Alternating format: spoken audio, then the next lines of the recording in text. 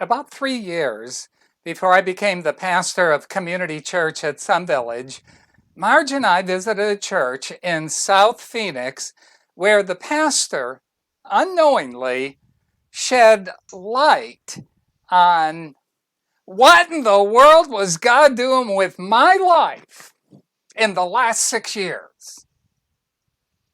6 years of extreme, unexplained, undiagnosed head pain, level 8, most of the time, with very little hope of improvement. And it was that pain that forced me to step down from vocational ministry after 40 years as a senior pastor, 22 of which were at Desert Hills Evangelical Free Church at 35th and Greenway in Phoenix. Now, I happen to know this pastor through Evangelical Free Church ministerials that I attended in the past. But we hadn't seen each other in more than a decade, mostly due to my illness, and as it turned out, due to his illness, which I knew nothing about. He welcomed Marge and me as if we were the guest of honor. We soon exchanged stories, and I learned that he too had been crushed, even more so than me.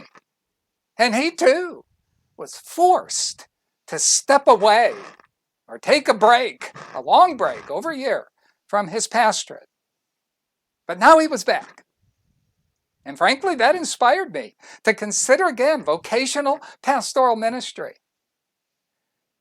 But inspiration about my future as a pastor wasn't the main message God had in store for me that morning. The message came dramatically in his sermon from Isaiah chapter 53. Every pastor knows Isaiah 53. I was even required to translate the Hebrew when I attended Trinity Seminary way back, and I wrote a paper on Isaiah 53 in order to graduate. Nothing new in his sermon. Nothing I had not heard or even preached myself until he got to Isaiah chapter 53, verse 10. And then it was as if time stood still. Yet it was the Lord's will to crush him and cause him to suffer. Not Satan's will, not the will of this evil world. They were only tools. But the Lord's will to crush him. And at that moment, it was as if God removed everyone from the church except me. And as the disciples on the Mount of Transfiguration saw only Jesus, I saw and heard only my colleague, Jerry, speaking as if only to me. But while he preached, it was as if I was enveloped in a cloud, and God kept speaking Isaiah 53:10 over and over again. It was the Lord's will to crush him and cause him to suffer. It was the Lord's will to crush him and cause him to suffer. And I kept thinking, oh God, are you applying those words to me? Are you saying through a formerly broken preacher, even more broken than me, that it was the Lord's will to crush me and cause me to suffer, as you did my friend Jerry? I didn't get an answer to that question that Sunday. Those verses rattled around in my mind for many a week until finally I drew the conclusion this indeed was what God was saying to me. But to what end? I was only able to attend Jerry's church once. Other ministry responsibilities came up and I could never go back. But I am convinced that God providentially brought us there on that Sunday for him to be God's voice to reveal God's will for my crushing and my suffering. and my glory. That's right, glory. Previously, broken Jerry was in his glory, preaching that morning. And prophetically, it was as if he was saying, one day you will be too. Is that true? Or am I reading too much of myself into Isaiah 53, verse 10? Now, surely those verses apply only to the Messiah who would become an offering for sin, clearly not something that I or anyone except Jesus would or could do. And while that is true, I wondered if in principle those verses applied to me, and indeed to all of us. As I study the life of Christ and the teachings about his crushings and suffering in the New Testament, there appears to be a necessary connection between suffering and glory that not only applies to Jesus, but to us as well. Now, let me show you what I mean from Scripture, and you be the judge. Let's begin with Luke chapter 24, verse 13. Two men on the road to Emmaus. On the very day Jesus rose from the dead, two sorrowful disciples walking toward Emmaus were discussing everything that had happened, when suddenly the resurrected Jesus came up and walked along with them, but they were kept from recognizing him. Did God temporarily blind them? Or did they blind themselves by their false messianic hope that the Messiah would immediately redeem Israel? Luke 24, verse 20. And therefore cannot be crushed, cannot be crucified, even though it was prophesied. And they should have known that. In other words, they were confronted with a conflict between their expectations of what God would and should do and the reality of what God actually did. It's the same today. The reason so many complain about the hiddenness of God is that the God they are looking for doesn't exist. And until their false expectations of God are shattered, God will always be hidden, even if he should walk right up to them and begin talking to them. They'd still miss him. But watch how kindly and gently Jesus opens their eyes to reality. How foolish you are, and how slow of heart to believe all that the prophets have spoken. Did not the Christ have to suffer these things and then enter his glory? Wow, what a not so gentle shock.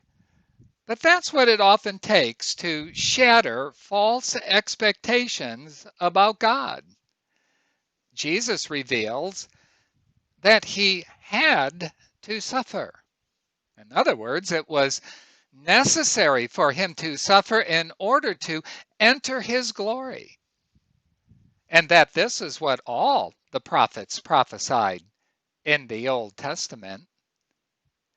It wasn't just that Christ did suffer, but that he had to suffer. It was necessary for him to suffer. Let's think of the implications of this necessary truth. When Jesus became man, he made himself nothing by taking the very nature of a servant.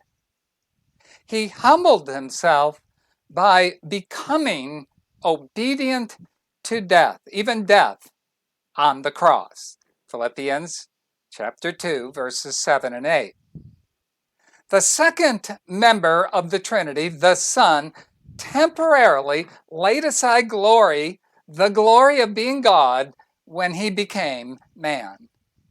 Some mistakenly think that Jesus subtracted or even reduced in some way deity when he became man. But in fact, that would be impossible. even for God. For God cannot cease to be fully God, or else he wouldn't be God at all. Jesus couldn't subtract deity, but he could, and he did, add humanity to deity when he became man. Look now at Hebrews chapter 2, verses 9 and 10. But we see Jesus, who was made a little lower than the angels, now crowned with glory and honor. Why? Because he's God and deserves to be honored? That's true. But the author reveals additional insight to the mission of the second member of the Trinity. Because he suffered death. Note the connective. Because he suffered death. Again, we ask why. As a martyr? As an inspirational example of self-sacrifice? All true, and all true of many martyrs. But again, the author reveals additional insight that only applies to Jesus Christ, so that by the grace of God, he might taste death for everyone. Note again the connective, so that he might taste death for everyone, for you and me. Again, we ask, to what end? The inspired author answers, in bringing many sons to glory, it was fitting that God, for whom and through whom everything exists, should make the author of their salvation perfect through suffering. What does that mean? In what sense is the second member of the Trinity made perfect through suffering? Certainly, Jesus did not have imperfections, and somehow the suffering perfected him. That'd be true of us, but not Jesus. But the word perfect is not being used in the sense of God's absolute perfection, but rather in the sense of how suffering perfectly fulfills God's intended purpose. And what is God's intended purpose? He tells us plainly to bring many sons to glory. We could entitle this passage, The Necessity of Perfection, that would be Jesus, becoming perfect, that is, fulfilling his intended purpose through suffering. Now, look at how the prophets predict the necessary sufferings of Christ from 1 Peter chapter 1, verse 10. Concerning this salvation, the prophets, who spoke of the grace that was to come to you, searched intently and with the greatest care, trying to find out the time and circumstances to which the Spirit of Christ in them was pointing when he predicted the sufferings of Christ and the glories that would follow. Think of how amazing this is. The Spirit of Christ, prior to his incarnation, inspired Old Testament writers to predict thousands of years in advance his own sufferings as the future Messiah. No one could or would just make this up. Made up messiahs are not crushed, they are exalted. Notice again the connection between the Messiah's present sufferings and his future glory. And surely Jesus, the Word incarnate, knew about this connection. Just hours before his crucifixion, Jesus prays, "And now, Father, glorify me in your presence with the glory I had with you before the world began."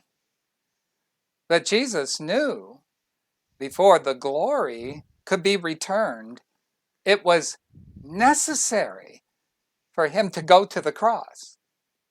Necessary, had to be, which means once Jesus laid aside his glory and became man, his glory could only be returned to him by suffering.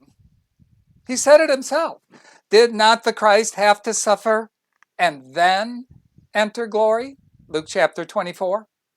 Suffering and glory are as connected as breathing and living. And even Jesus, as a man, cannot violate this connection. Even he had to suffer, just as even he had to breathe.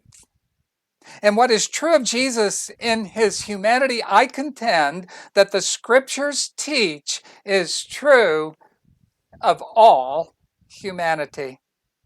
Just as it is necessary for us to breathe, for our bodies to live, it is necessary for us to suffer, for our souls to live eternally.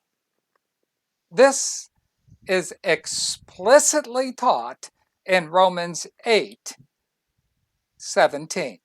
Let's take a look. Now, if we are children, then we are heirs, heirs of God and co-heirs with Christ. If indeed we share in his sufferings, in order that we may also share in his glory. Notice the amplified conditional, not just if, but if indeed we share in his sufferings. Note the strong connective phrase, in order that, as if to say, unless we share in sufferings, we will not share in his glory. And this is why Paul declares with such confidence, I consider that the sufferings of this present time are not worth comparing with the glory that is to be revealed in us. Because Paul understood the necessary connection between suffering and glory, he focused on the glory, not the sufferings. And when the sufferings became great, and few suffered as much as the Apostle Paul, he considered those sufferings not worth comparing to the glory. Just as a mother considers the sufferings of childbirth not worth comparing to the glory of her newborn. But there is another question often asked today that the Apostle Paul never asked. Paul never asked God, why can't you give us the glory without the suffering? Take us right to heaven. Forget all this. Such a question would be like asking, God, why can't you just give us physical life without air so we don't have to breathe? If even Jesus, in his humanity, was subject to the necessity of breathing, he actually died on the cross of asphyxiation. And he had to suffer. How much more us? And this is why God may not answer our prayer for a particular suffering to be removed. If it is necessary for our glory, then God's premature removal of the suffering would be like a parent withholding the polio shot from their infant because, well, they can't bear to see their child cry. We come now to our final passage, 2 Corinthians chapter 4, verse 17. For our light and momentary troubles are achieving for us an eternal glory that far outweighs them all. Here we see the necessity of our sufferings to achieve eternal glory. This is called the grand achievement. But this raises the question, just exactly what are we achieving? And to be honest, I never thought much about that question until my mother died. And then God dramatically revealed the necessity of suffering to achieve eternal glory. Here's how it happened. On Thursday, September 8th, 2005, I sat by my dying mother's bedside. The day before, September 7th, it befell to me to inform my beloved mother that she was terminal. I was close to my mother as a child, and I'm not sure I ever outgrew it, as you can see from these pictures. So this was very hard. I walked into the room, and when my mother saw my face, she grabbed my arm and she gasped, "Are you waiting for me to die?" And it was as if those words ruptured my soul and everything within came pouring out. And for the next 10 minutes, I cried uncontrollably as the reality of my precious mother's passing hit me. Like many men, I can count on my fingers the number of times I've outright wept. I've welled up, but I mean to outright weep. This was one of them. Most every day for 32 days, I sat with my mom. Near the end, her memory began to fade. I'd spend all day with her, and the next day I'd say, "Hey, Mom, do you remember me sitting with you, all day yesterday?" And she'd shake her head and say, "No." And I'd smile and say, "You mean I don't even get any sun credits for sitting with you?" And she'd smile and understand that I wanted her to know that I loved her and that I would never abandon her. Now, on this final day, the day after I cried by her bedside for 10 minutes, I asked again, "Mom, do you remember me being here yesterday? Do you remember me crying?" And for the first time, she nodded, yes. She needed to know she was loved by her son, and nothing short of all those tears could have broken through the mental fog of her final hours.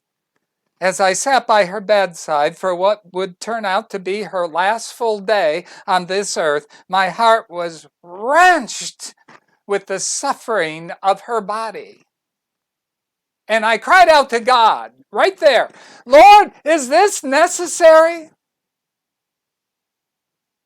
Not expecting an answer, the Lord answered. For our light and momentary troubles are achieving for us an eternal glory that outweighs them all. Suddenly, the significance of achieving eternal glory penetrated my soul. And in that wretched moment, as I cried out to him, "Is it necessary?" I heard the Lord say, "Yes, it is necessary." And this final suffering of her body is necessary to achieve the eternal glory of her soul. Now, my mom was saved. The suffering was not achieving her salvation, but it was in some mysterious way achieving glory. And the Lord spoke once again. "Fix your eyes not on what is seen," her dying, pain-racked body, but what is seen, the glory that far outweighs them all. It has been said that if you want people to know the truth, teach it to them. I have done so. But if you want them to love the truth, tell them a story about the truth. I just did. But if you want them to know and love the truth, tell them a story through poetry. That is beyond my ability. I'm not a poet. But my wife Margie is. Many years ago, she wrote a poem about suffering, in particular about my sufferings, that will help you know and love the truth. The poem is entitled To My Eagle. And it conveys the truth far greater than any prose or preaching, that suffering is necessary for glory. And so I present to you this morning To My Eagle by Margie Rasmussen in her own words. To my eagle, he spread his wings to fullest breath. His eyes did set the course. The whirring wind beneath his wings, the strength of an unseen force. High above the earth-born smog, he did rise and soar, to seek his destination, and then to soar some more. That inward sense of destiny, which only he could see, guided him throughout each flight, long though it may be. At times the course grew difficult, and his strength was almost gone. But though his body tired, his wings still bore him on. Oh, how I loved to watch him, this eagle in the sky. And always I would marvel, who taught him how to fly?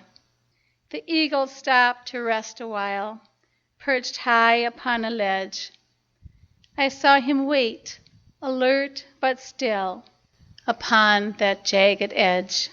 So still was he when not in flight, except for watchful eyes, which searched for signs of danger throughout the distant skies.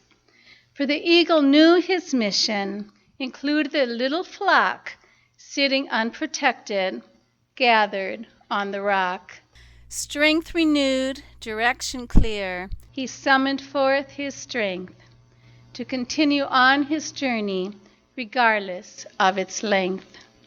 The winds that stirred beneath him now gathered with great force as he rose and soared throughout the sky and headed toward his course.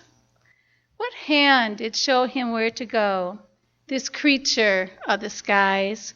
What voice did guide him in his flight and teach him to be wise? The day grew dark and chilly. The sun did turn its face as hail began to cover him, but still he kept his pace. The eagle headed onward through the center of the storm. I saw him tossed and broken, his silent, battered form. He lay upon the storm-soaked ridge, so motionless and still. I wondered if he'd fly again, if he would have the will. I saw him try to lift his head. His eyes began to stir. Feathers gone, his wings seemed bent, not strong as they once were. He knew he must continue. I saw him try to rise. Painfully, with broken wing, he headed for the skies. Oh, how I wished for days of old when I would watch him soar. I longed to see his head cocked high, strong as he was before.